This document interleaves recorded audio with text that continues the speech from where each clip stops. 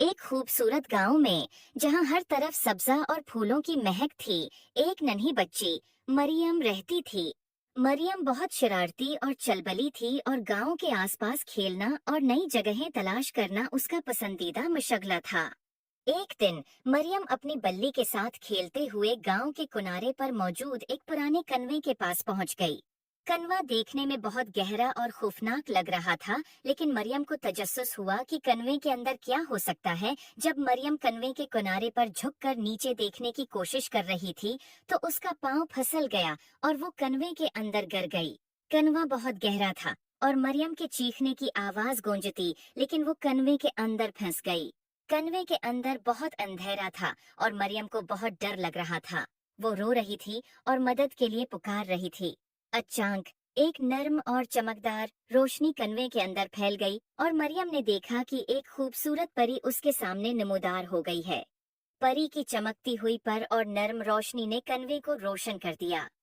परी ने मरियम को तसल्ली देते हुए कहा, डरो मत, मैं तुम्हारी मदद के लिए आई हूँ। मरियम ने खौफजदा होकर कहा, आप कौन हैं?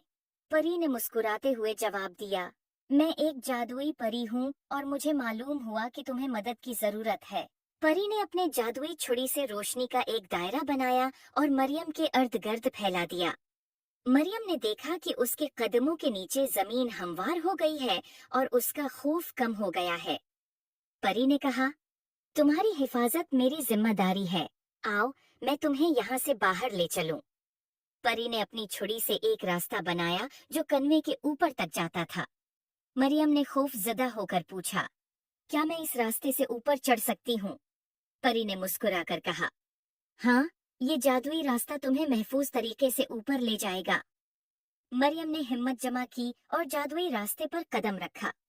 जैसे ही वो ऊपर चढ़ना शुरू हुई, परी उसके साथ साथ उड़ती रही और उसकी हिफाजत करती रही।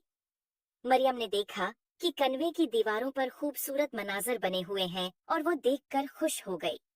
आखिरकार मरियम कन्वे के ऊपर पहुंच गई और उसने खुशी से चीख मारी, मैं आजाद हो गई। परी ने मरियम को गले लगाया और कहा, तुम बहुत बहादुर हो, हमेशा अपनी हिम्मत को कायम रखना। उम्मीद है आपको स्टोरी पसंद आई होगी। Please like and subscribe my YouTube channel.